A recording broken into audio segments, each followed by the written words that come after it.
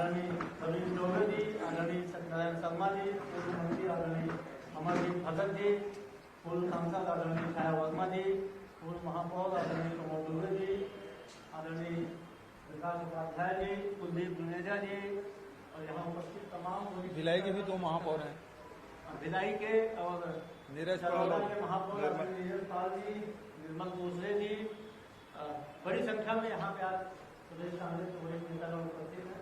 मैं आप सबका हार्दिक स्वागत करता हूँ और ज़्यादा समय न लेते हुए मैं माननीय पूर्व मुख्यमंत्री श्री भूपेश बघेल जी के अनुरोध करूँगा कि इस प्रकार वातावरण होगी।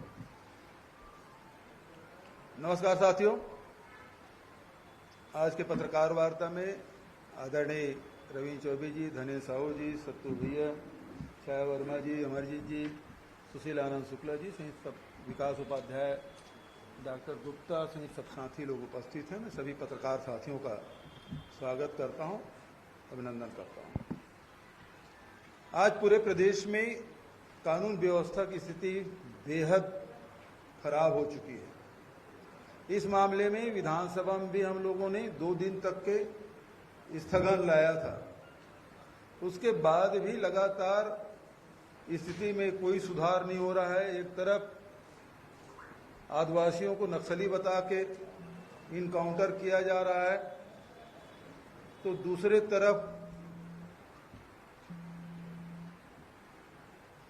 मंत्री के जेठ कि किस प्रकार से दादागिरी हो रही है पूरे सारे सोशल मीडिया में आप सब देख रहे हैं, मीडिया में भी वो बात आ रही है। तीसरी तरफ आप रायगढ़ में देख लिए कि एक आदिवासी महिला के साथ सामूहिक बलात्कार हो जाता है। हमारे प्रतिनिधि मंडल वहां जाते हैं, उनसे मिलने तक नहीं दिया जाता। तो वहीं जो रेत माफिया है, शराब माफिया है, अब तो राजनांदगांव में अवैध शराब के बंटवारे को लेकर भारतीय जनता पार्टी के नेताओं के बीच में झगड़ा चल रहा है। तो वहीं रायपुर से नजदीक ग्राम दोंदे में शराब माफिया के द्वारा भारतीय जनता पार्टी के नेता को पीटा गया। वो न्याय की गुहार लगाने के लिए अनेक जगह गए और नहीं कहीं उसे उम्मीद आश्वासन नहीं मिला। उन्होंने आत्म कर ली। संतोष पटेल नाम का व्यक्ति आज उसका दसगात्र है, आज या कल है। उसी प्रकार से आप देखेंगे हमारे दुर्ग जिले में किस प्रकार से मुझे जेट सुरक्षा प्राप्त है और भारतीय जनता पार्टी से संबंधित बजरंग दल के गुंडे बिना कोई सूचना के, बिना कोई कारण के मुझे रास्ता रोक लेते हैं। मतलब उनकी दुस्साहस इतनी बढ़ गई, हम किसी भी रोक सकते हैं, उस पर कार्रवाई नहीं हो सकती क्योंकि एसपी और थानेदार भी उन गुंडों से डरते हैं, इसलिए उन पर कोई कार्रवाई नहीं होती। कानून व्यवस्था की स्थिति के बारे में थोड़ी सी जानकारी मैंने आपको दी।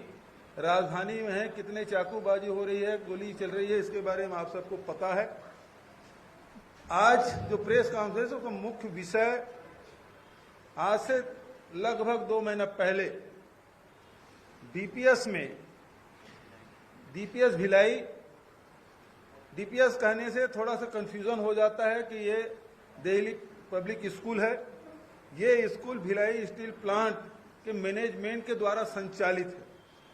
पूरा इसका मैनेजमेंट भिलाई स्टील प्लांट की देख रेख में होता है। इसके जो चेयरमैन हैं वो भिलाई के एग्जीक्यूटिव डायरेक्टर ईडी वो उसके हैं और भिलाई के जो प्रमुख आला अफसर उसके सदस्य हैं। सीबीएसई कोर्स है और सीबीएसई कोर्स जहां संचालित है तो वहां ऐसे किसी व्यक्ति को प्रिंसिपल नहीं बनाया जा सकता या उसको एक्सटेंशन नहीं दिया जा सकता उम्र होने के बाद, यदि वो नेशनल अवार्डी ना हो। लेकिन वहां जो प्रिंसिपल है उसको एक्सटेंशन दिया गया है भिलाई मैनेजमेंट के द्वारा, बिना कोई राहता के दिया गया है। मिस्टर प्रशांत वशिष्ठ, उसको एक्सटेंशन मिला हुआ है। वहां की घटना है, वैसे कई बार वहां उस डीपीएस स्कूल में अनेक घटनाएं दबी जुबान सुनाई पड़ती है, लेकिन 5 जुलाई की जो घटना घटी, उस घटना में एक 4 साल के अबोध बालिका के स्वास्थ्य खराब होता है और उसके बाद उसके डॉक्टरी जांच की जाती है तो उसमें पाया जाता है कि लिखा हुआ है कि इसके प्राइवेट पार्ट में जख्म है, वो ठीक नहीं होता। और 15 दिन बाद 20 तारीख को बीएम शाह हॉस्पिटल में भी उसकी जांच होती है। ये बात धीरे धीरे पालकों के बीच में पहुंचती है तो 2 तारीख को 2 अगस्त को पूरे पालक वहां जाते हैं। बच्चों को स्कूल नहीं भेजते। वहां पालक लोग प्रिंसिपल को घेर लेते हैं और प्रिंसिपल ने कहा कि मैंने जांच की है और इसमें कोई अपराध नहीं पाया गया है। ये प्रिंसिपल कह रहे हैं। दूसरी तरफ जब बात, चूंकि एसपी के 2 बच्चे भी वहां पढ़ते हैं, वो भी उसे सोशल मीडिया ग्रुप में जुड़े हुए हैं, तो उन्होंने भी कहा कि मैंने जांच की लेकिन कोई गलत नहीं पाया गया। और इस प्रकार की जो घटना है, घटना के मैं सोशल मीडिया के साथियों को और साथ प्रिंट मीडिया के साथियों ने इसे लगातार उठाया। और दुर्भाग्यजनक बात यह है कि जब ये सोशल मीडिया में, इलेक्ट्रॉनिक मीडिया में, प्रिंट मीडिया में आने के बाद भी एसपी दुर्ग के संज्ञान में आने के बाद इसमें कोई कार्रवाई नहीं करते। पास्को एक्ट में सीधा प्रावधान है इसमें कि आपको पहले एफआईआर रजिस्टर करना है, उसके बाद जांच करना है। तो इस पूरे प्रकरण में कहीं एफआईआर दर्ज नहीं हुआ है। बहुत बेशर्मी के साथ एसपी दुर्ग ये कहते हैं कि इसमें कोई तथ्य नहीं है और पालक भी एफआईआर नहीं चाहते। इसका मतलब यह है, कौन ऐसा पालक होगा जिसके बच्चे के साथ इस प्रकार से दुराचार हो और वो जो अन्यायी है, जो अपराधी है, उसके खिलाफ कार्रवाई नहीं चाहेगा। इसका स्पष्ट अर्थ है कि वो दबाव में है। इसमें जो आवेदक है वो आवेदन करे या न करे, यदि पुलिस अधीक्षक के संज्ञान में बात आ गई तो सो मोटो उसको एफआईआर लेना था। और बिना एफआईआर के जांच कैसे हो गई? और न केवल पुलिस अधीक्षक ने पालक के हैसियत से भी कहा और उसके बाद पुलिस कार्यालय में भी पालकों की बैठक हुई और उसमें उन्होंने आश्वस्त किया कि इसमें इस प्रकार की कोई घटना नहीं घटी है। जो मीडिया में दुष्प्रचार किए हैं, चाहे इलेक्ट्रॉनिक मीडिया हो, चाहे प्रिंट मीडिया, उसके खिलाफ कार्रवाई करेंगे। और जो एक अधिकारी, महिला अधिकारी, जिन्होंने इसमें त्वरित कार्रवाई करने की बात कही थी, उसे भी दंडित करने की बात उस बैठक में कहा गया। ये सारी बातें सोशल मीडिया के माध्यम से हम सबको जानकारी मिली है। वो सारी कॉपी मेरे पास उपलब्ध है। सोशल मीडिया में जितने भी चर्चा हुआ ये सब जानकारी है। दुर्भाग्यजनक बात यह है कि ये मामला शासन के भी जानकारी में आ चुका है। महिला बाल विकास विभाग के जो मंत्री हैं उसे भारतीय जनता युवा मोर्चा के पदाधिकारी ज्ञापन देते हैं, उसकी कॉपी भी हमारे पास है कि उसको दिखाया जाता है, दिया जा रहा है। मतलब सरकार के भी जानकारी में, जब एक मंत्री की जानकारी में आ गया तो इसका मतलब ये है कि सरकार के भी जानकारी में है। जब इतने महत्वपूर्ण जो घटना घटी उसके बावजूद भी ये वो कॉपी है लक्ष्मी राजवाड़े जी की, श्रीमती लक्ष्मी राजवाड़े जी को जो ज्ञापन दिया गया वो कॉपी है। और जो उसके बाद उसमें जो सोशल मीडिया में है, जो एसपी के द्वारा जितने भी चैट किया गया जो पालकों के साथ, वो कॉपी भी है, सुशील आनंद जी शुक्ला के पास है। और दूसरी बात यह है कि इसे 2 डॉक्टरों ने जांच की और दोनों फाइंडिंग एक है। तो सवाल इस बात का है, ये कॉपी अपने पास है, दोनों कॉपी, लेकिन जब इतनी बात हो गई है तो डॉक्टरों के पैनल बना के इसकी जांच क्यों नहीं कराई गई? मेडिकल बोर्ड से जांच क्यों नहीं कराया गया? और एसपी खुद ही सर्टिफिकेट दे दिया। कभी एसपी पालक बन जाता है, कभी वो अधीक्षक बन जाते हैं और कभी वो जज भी बन जाते हैं। उन्होंने फैसला भी दे दिया।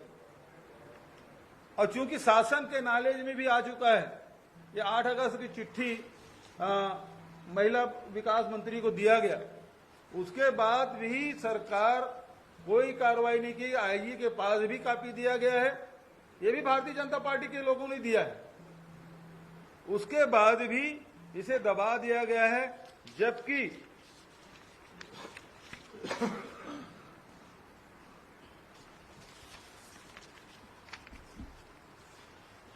ये सुप्रीम कोर्ट का जजमेंट है। सेक्शन 154 में registration of FIR in is mandatory under section 154 of CrPC, ये भी है। और दूसरा जो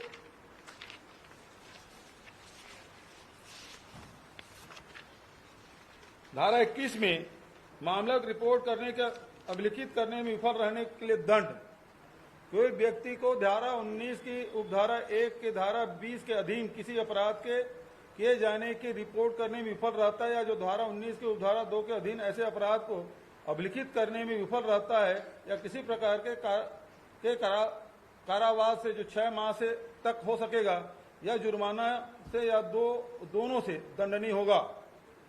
ये स्पष्ट लिखा गया है कि किसी भी अधिकारी के संज्ञान में आने के बाद यदि उसमें एफआईआर नहीं होता तो उस अधिकारी के खिलाफ एफआईआर भी होगी और उसे सजा भी मिलेगी।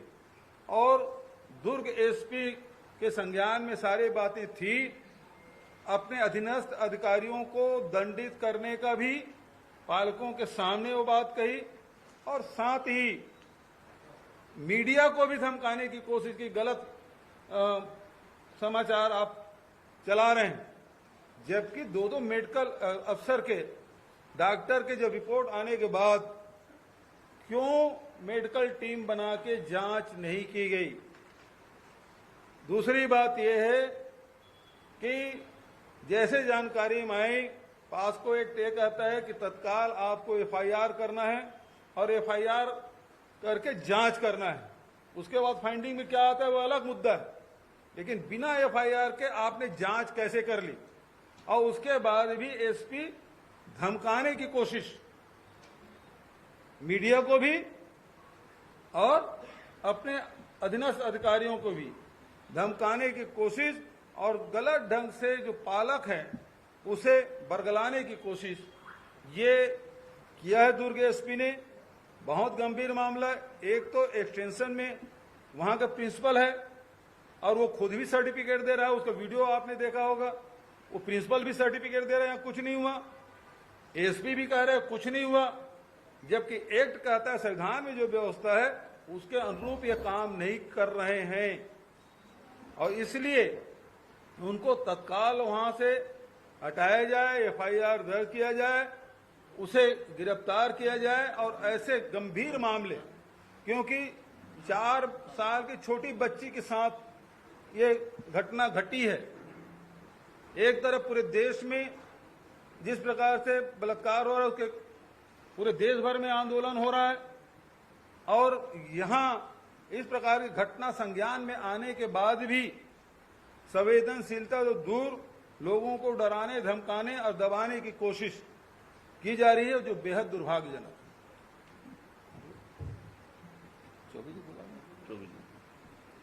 माननीय रवि चौबे जी चादर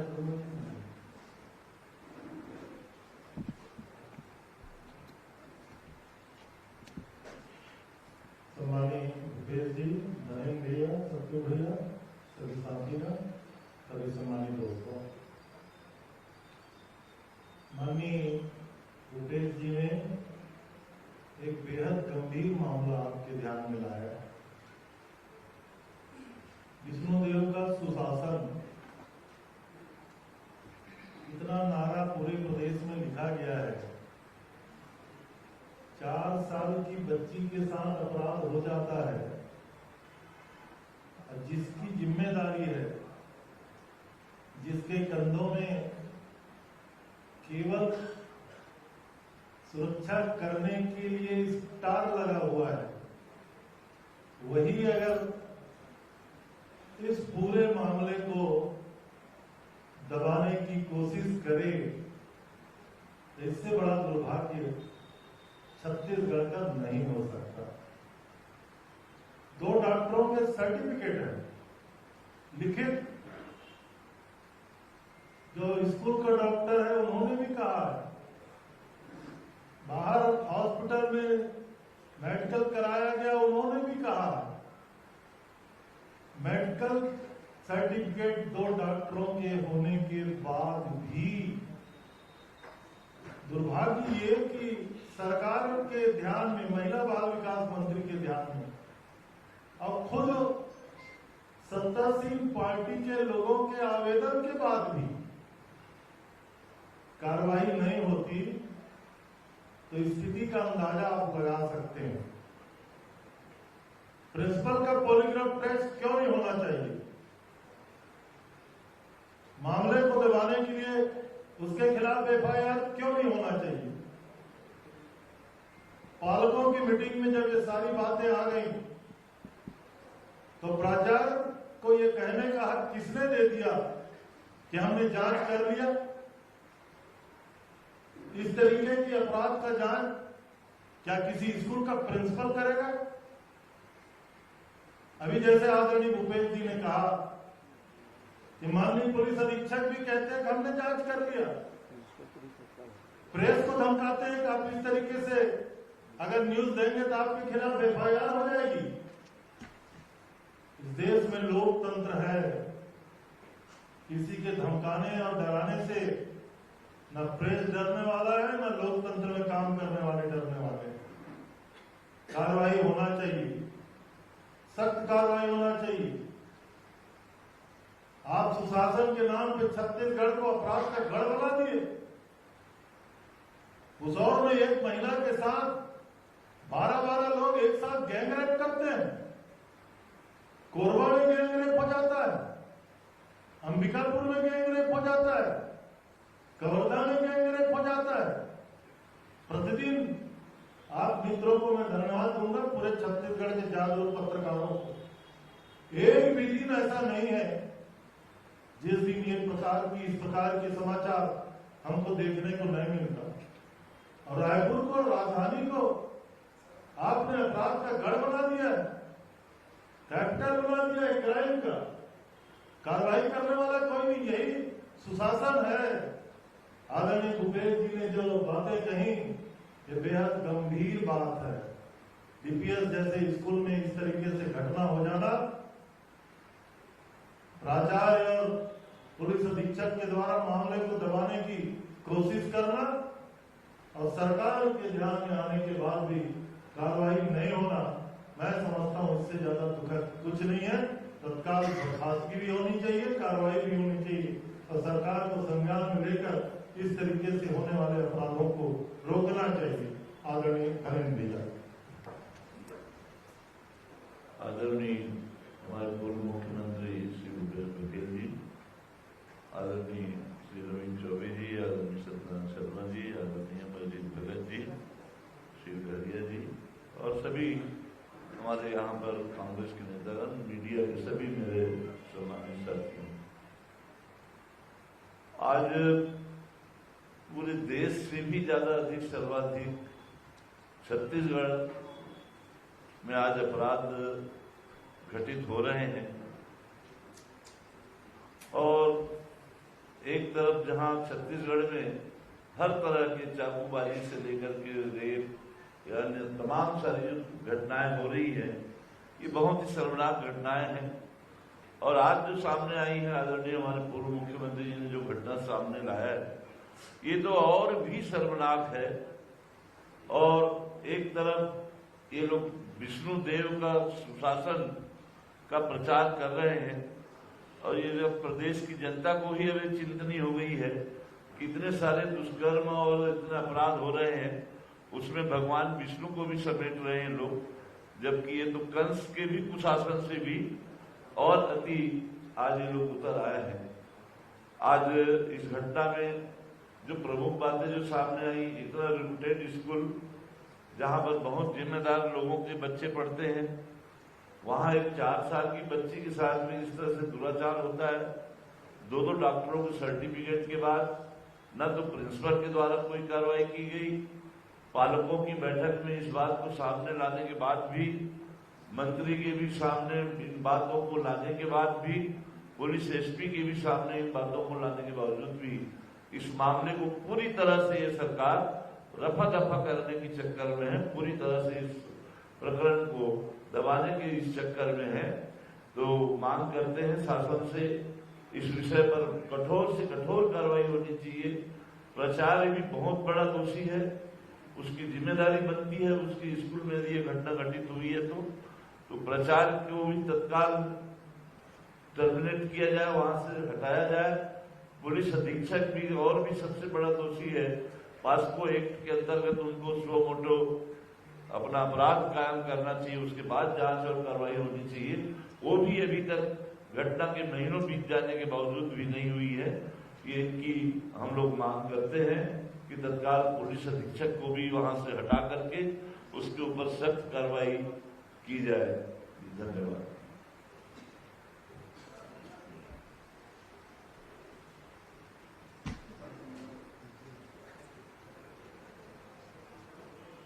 नहीं रहने दे, सवाल ले लेते हैं, सवाल ले लेते हैं, सवाल ले लें, बोलोगे आप लोगों तरफ से कोई सवाल हो? 5 तारीख की घटना है, 5 जुलाई की, 2 तारीख को पास्को का कोर्ट हुआ वहां पे, 3 तारीख को एसपी दुर्ग ने प्रेस कॉन्फ्रेंस करके कहा कि इस प्रकार की कोई घटना आगे नहीं हुई। मैंने स्वयं जांच की, इसे बचाने का प्रयास किया जा रहा है। सीधी सी बात यह है कि आपका प्रश्न बहुत गंभीर है और बात दूसरी तरफ जा रही है, क्योंकि वो बात बिना प्रमाण के मैं नहीं कर सकता, लेकिन सुनने में बहुत कुछ आया है। तो अब बिना प्रमाण की कोई बात आज तक मैंने कही नहीं है, मैं कहूंगा भी, लेकिन ये पूरे मामले को दबाने के लिए बहुत कुछ हुआ है।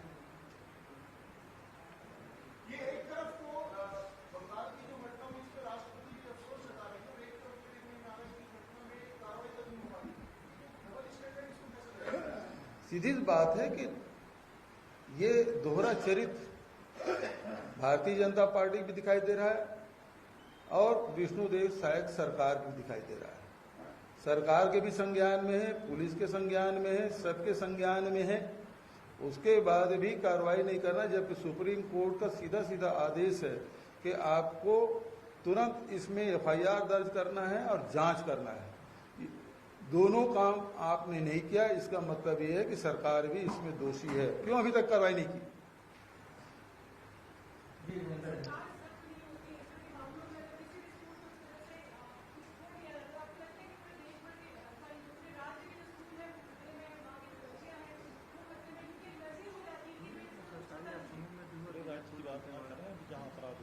जहां अपराध हुआ है उसी की बात करें। देखिए, घटनाएं घटती है और घटनाएं घटती है तो उसमें न्याय होना चाहिए। यहां जांच एफआईआर ही नहीं होता और सीधा फैसला सुना देते हैं। फैसला सुनाने का काम आजकल भारतीय जनता पार्टी सरकार में ये आम चलन हो गया है कि न्यायपालिका के काम को खुद करने लगे।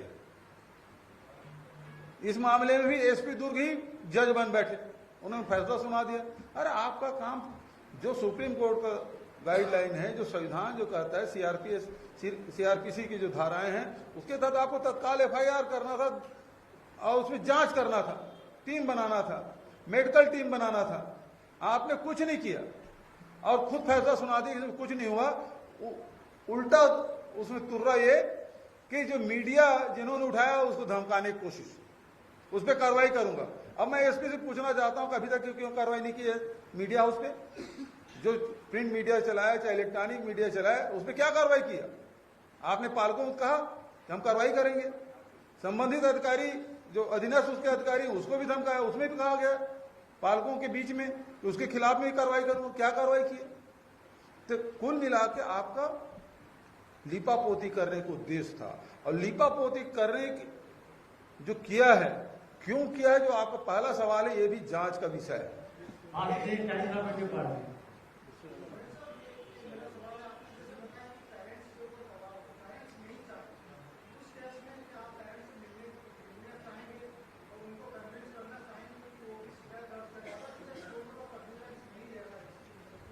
देखिए, मैं पालक से मिलने की कोशिश की, मिलने के लिए मैं प्रयास किया। तो सबसे पहले बातचीत, तो जो जिनके परिचित हैं उनसे बातचीत किया, उन्हें फोन किया कि वो बोले मैं मिलूंगा नहीं, मैं फोन में बात कर लूंगा। और मैंने कहा फोन में बात करा दीजिए। उसके बाद उसको मोबाइल स्विच ऑफ है। इसका मतलब ये है कि उसके पेरेंट्स कितने दबाव में हैं, कितने डरे हुए हैं। ये बात भी है, एसपी दुर्ग और बीएसपी मैनेजमेंट के दबाव के चलते वो कुछ भी बोलने को तैयार नहीं है, किसी से मिलने को तैयार नहीं है।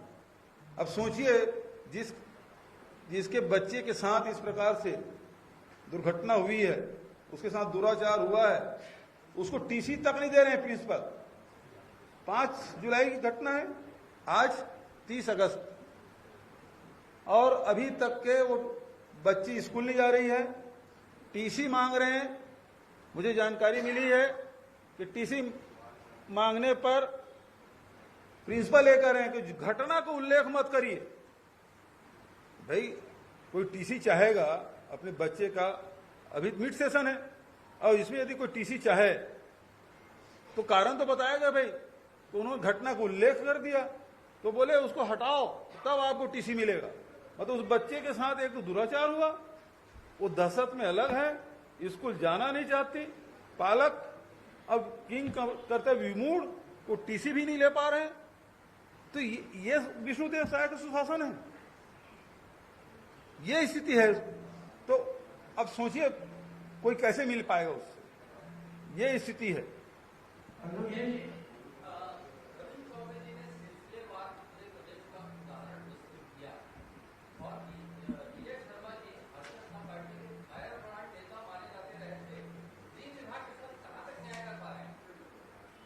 भाई, ये तो सरकार की पूरी जिम्मेदारी है।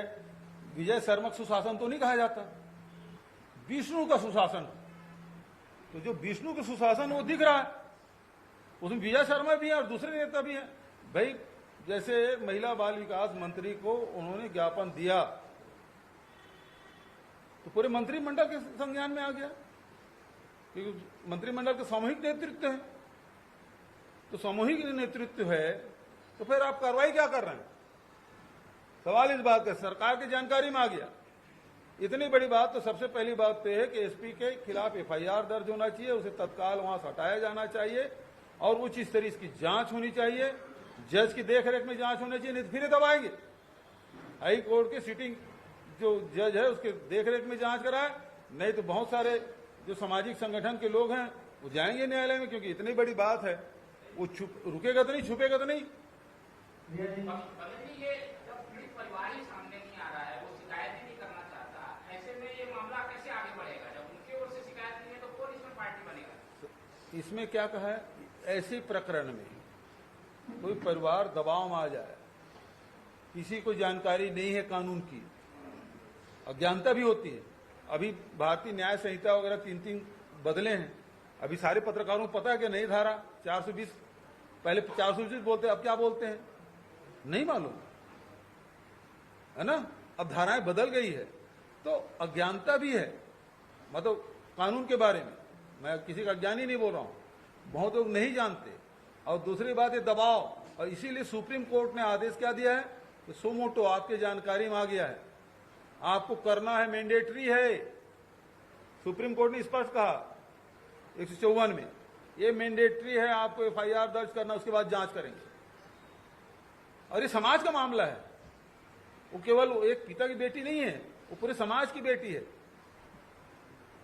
और यदि उसका है, इसीलिए देखिए घटना के बारे में मुझे पहले से जानकारी हो गई थी। पालक भिलाई जैसे प्रबुद्ध नागरिकों का शहर है, सारे बीएसपी के वर्कर हैं, उसके बच्चे वहां पढ़ाई कर रहे हैं, वो सारे लोग ये मामले को उठाए, वो सब पालक गए, हजारों की संख्या में गए, आप वीडियो देखेंगे सब कुछ दिख रहा है। वो सब जानकारी में थी। लेकिन जिस प्रकार से एसपी ने उसको काउंटर किया और सब मामला रफा दफा कर दिया, दबा दिया और धमकाने की कोशिश कर रहे हैं मीडिया को भी, और जो अधिकारी सही मामले को उठा रहे हैं उसको भी डराने धमकाने की कोशिश कर रहे हैं। तो इस कारण से आज ये मामला, अब मंत्री भी हो गया तो मंत्रिमंडल क्या कार्रवाई कर रही है, महत्वपूर्ण बात है।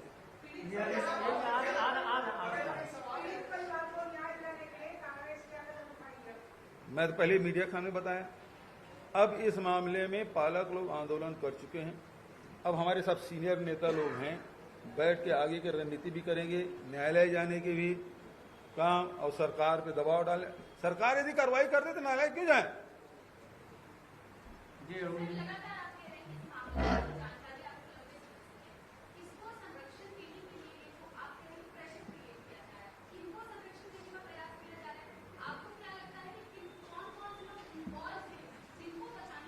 सीधी सी बात है, स्कूल के प्रिंसिपल,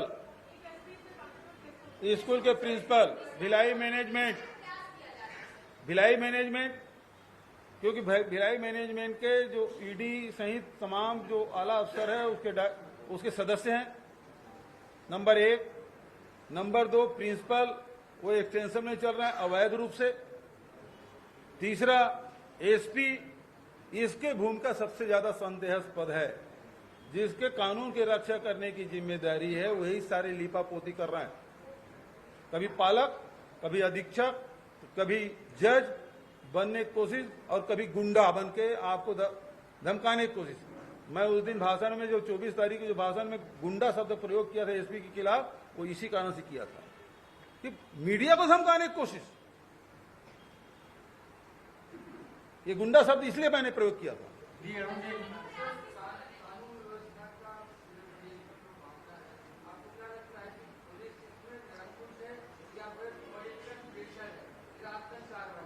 देखिए, जब आप संविधान प्रदत्त जो जिम्मेदारी मिली है उसके तहत काम नहीं करते, मैंने इसी शुरुआत में उल्लेख किया, मंत्री के जेठ शराब पी रहा है सार्वजनिक जगह में और कांस्टेबल यदि उसे रोकने की कोशिश करता है, कांस्टेबल लाइन अटैच हो रहा है, उसके खिलाफ कार्रवाई हो रही है।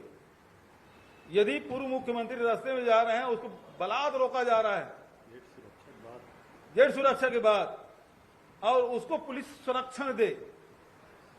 रेत खदान लगातार चल रहा है, रात रात में, अभी बरसात के दिन है, नदियों में भरा हुआ है, दिन रात गाड़ियां चल रही है। वो किसके संरक्षण में हो रहा है? पुलिस आंख मूंदे बैठी हुई है। शराब के मामले में मैंने उदाहरण दिया, 2 उदाहरण दिए, एक राजनांदगांव का, दूसरा बीरगांव दोंदे का। सब आंख मूंदे बैठे हुए हैं, रोज चाकूबाजी हो रही है, हत्या बारे में लगातार जो बलात्कार उसके उल्लेख किया।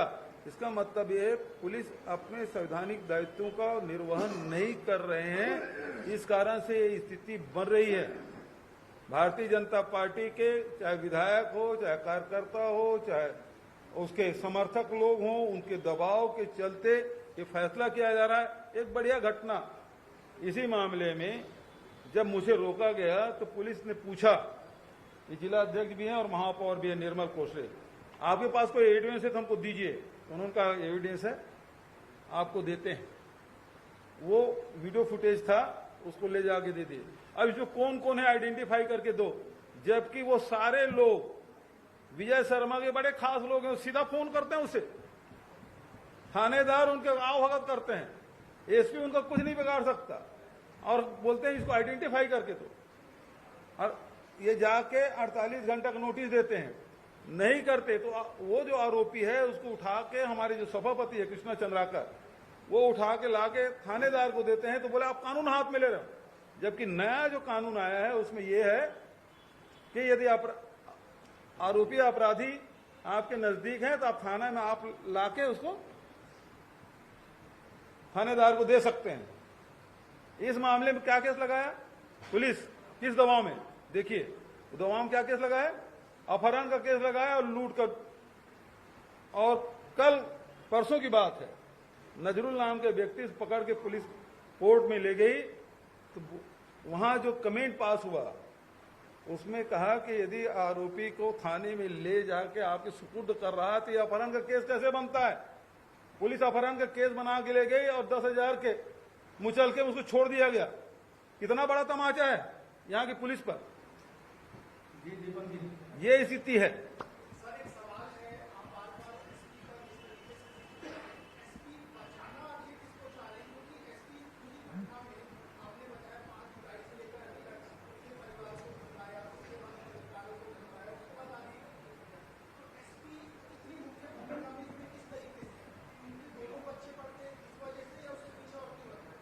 देखिए, मैंने पहले कहा भिलाई मैनेजमेंट, नेक्सस देखिए, भिलाई मैनेजमेंट है, बीपीएस के जो प्रिंसिपल है वो है, और तीसरा जो मामला है वो कहीं न कहीं लेन देन का है, जिसकी जांच होनी चाहिए। एडिशनल एसपी जांच कर रहे हैं सर, रिकेश सेन का कहना था, मेरे रिकेश सेन का पूरा जो मामला है आपके जब अटैक हुआ उसके बाद, क्या एडिशनल एसपी ने आपसे कुछ पूछताछ कर चुका है? जब एसपी जांच कर चुके हैं बोले तो एडिशनल एसपी का मामला कहां बनता है? एसपी जब जांच कर लिया तो एडिशनल एसपी की भूमिका कहां आ जाता है?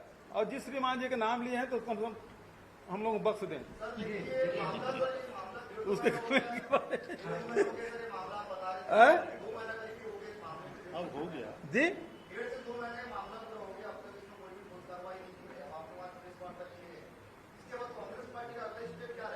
भैया देखिए, आप यदि इसको मीडिया का दबाव, मीडिया इसको ठीक ढंग से चला ले, मैं आपको आग्रह ही कर सकता हूं। देखिए सरकार कैसे दबाव आती है, उस बच्चे को, उस परिवार को कैसे न्याय मिलता है। मैं तो आपसे केवल आग्रह ही कर सकता हूं।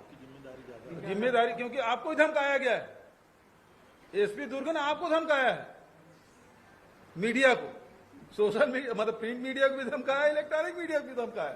मैं काफी दिखा दे सकता हूं। हाँ, प्रिंसिपल भी किया।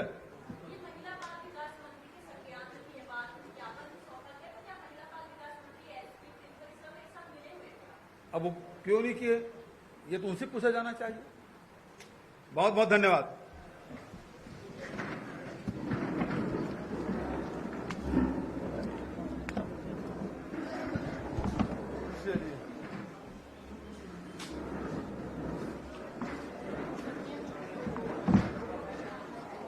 डॉक्टरों की रिपोर्ट है भाई, मतलब सारे कागज